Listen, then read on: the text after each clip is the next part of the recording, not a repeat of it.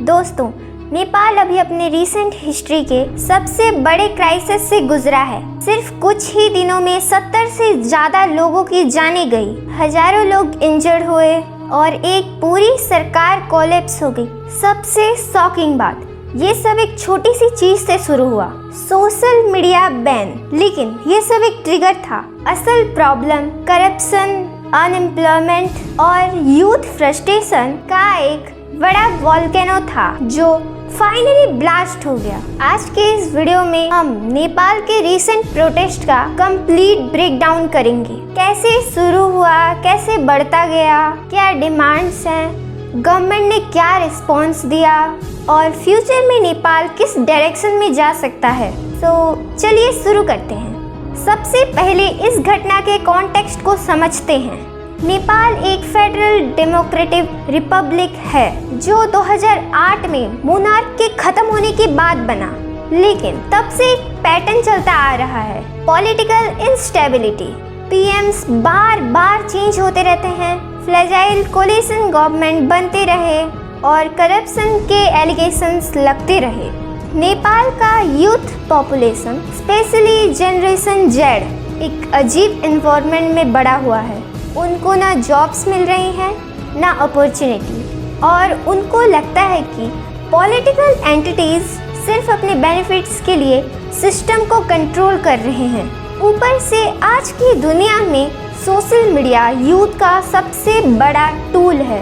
Awareness, protest, organise करना और आवाज़ उठाना सब इसी के थ्रू होता है। तो जब सरकार ने बोला कि फेसबुक, यूट्यूब और एक्स जैसे प्लेटफॉर्म को बैन करेंगे क्योंकि उन्होंने रजिस्टर नहीं किया, यूथ को ये लगा कि उनकी आवाज़ दबाई जा रही है। और ये वही पॉइंट है जहाँ से आग लग गई। टाइमलाइन समझना भी इम्पोर्टेंट है। चलिए एक एक दिन का सीन देखते हैं। 8 सितंबर 2025 काठमांडू के पार्लियामेंट बिल्डिंग के आसपास प्रोटेस्ट शुरू होने लग गए। यूथ साधारण शांति से प्रोटेस्ट कर रहे थे, लेकिन सिचुएशन टेंस थी।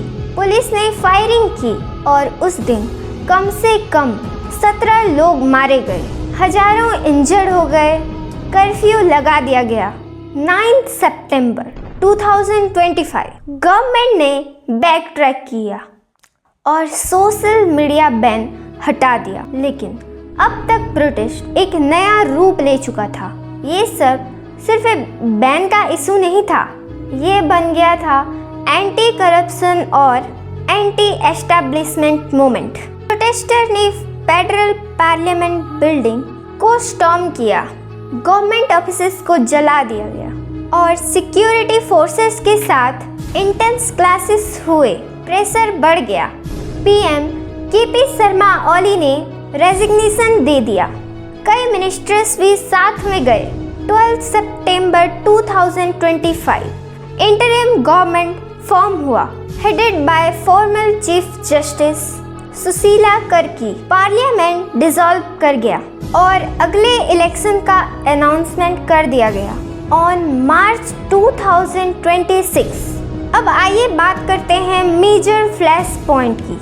Police firing on peaceful protest. बहुत सारी रिपोर्ट्स के अनुसार ये बोला गया कि हेड और चेस्ट पे गोली लगी। ये एक टर्निंग पॉइंट था जहां से पब्लिक और गुस्से में आ गई। पार्लियामेंट और सुप्रीम कोर्ट जैसे इंस्टीट्यूशन को टारगेट करना ये एक सिंबॉलिक एक्ट था। लोगों ने बोला कि उनके लिए ये सब इंस्टीट्यूशन अब ट्रस्टवर्दी नहीं रहे। 2 वीक्स में ही डेथ काउंट 70 क्रॉस हो गया और इंजर्ड लोगों का काउंट 2100 पहुंच गया। ये प्रोटेस्ट डिसेंट्रलाइज्ड थे, मतलब कोई एक लीडर नहीं था। यूथ ग्रुप, एनजीओ और आम स्टूडेंट ने मिलकर ये मूवमेंट को चलाया। पीएम ओली ने अपना साइलेंस तोड़ के बोला कि प्रोटेस्ट को एक्सटर्नल कॉन्स्पिरेटर ने हाईजैक कर लिया और उन्होंने डिनाई किया कि उन्होंने लीथल फोर्स यूज करने का ऑर्डर दिया था। पीएम ओली के रेजिग्नेशन के बाद एक इंटरिम गवर्नमेंट बनी अंडर सुशीला कर्की। ये नेपाल की पहली फीमेल प्राइम मिनिस्टर बनी। उन्होंने बोला कि उनका फोकस होगा करप्शन को कंट्रोल करना, जॉब्स क्रिएट करना और ट्रस्ट को रीबिल्ड करना। साथ ही एक 3 मेंबर इन्वेस्टिगेशन पैनल बनाया गया हेडेड बाय रिटायर्ड जज गौरी बहादुर कर्की।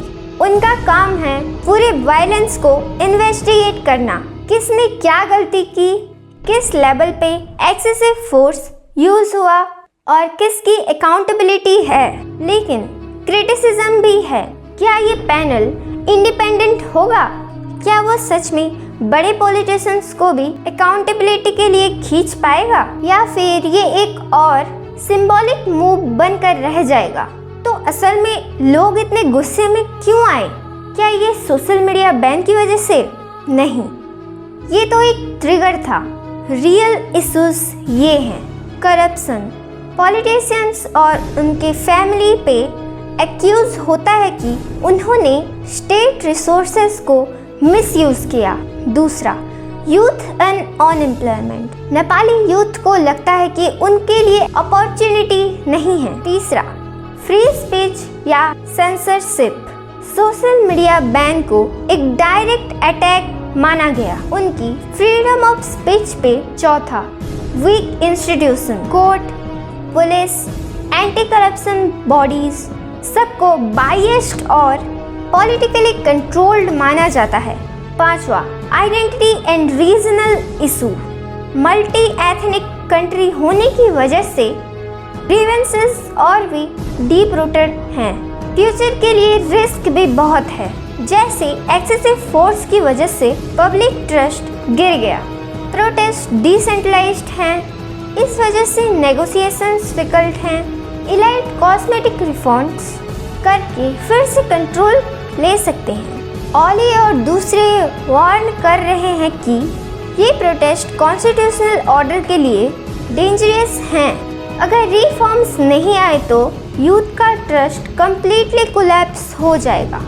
इंडिया और चाइना जैसे नेबर्स भी क्लोज वॉच कर रहे हैं, तो जियोपॉलिटिकल एंगल भी इम्पॉर्टेंट हो जाता है। तो अब क्या होगा?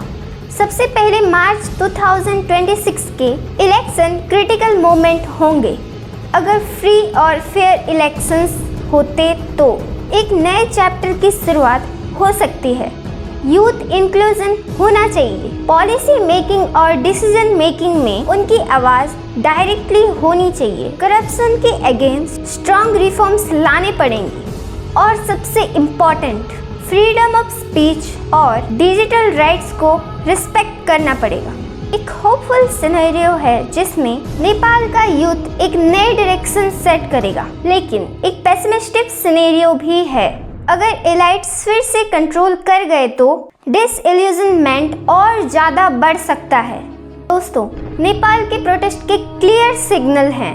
यूथ के जनरेशन कॉम्प्रोमाइज करने के मूड में नहीं है। उनको एक बेटर फ्यूचर चाहिए और वो उसके लिए फाइट करने को रेडी है। आपको क्या लगता है, नेपाल की सबसे बड़ी प्रॉब्लम क्या है? करप्शन, अनएम्प्लॉयमेंट या फिर फ्रीडम ऑफ स्पीच? अपने विचार कमेंट्स में ज़रूर बताएं। अगर आपको ये डीप डाइव इंफॉर्मेशन लगा तो वीडियो को लाइक कीजिए, शेयर कीजिए और चैनल को सब्सक्राइब करना ना भूलें। मिलती हूँ आपसे एक नए वीडियो में, तब तक के लिए stay safe and stay curious. जय हिंद।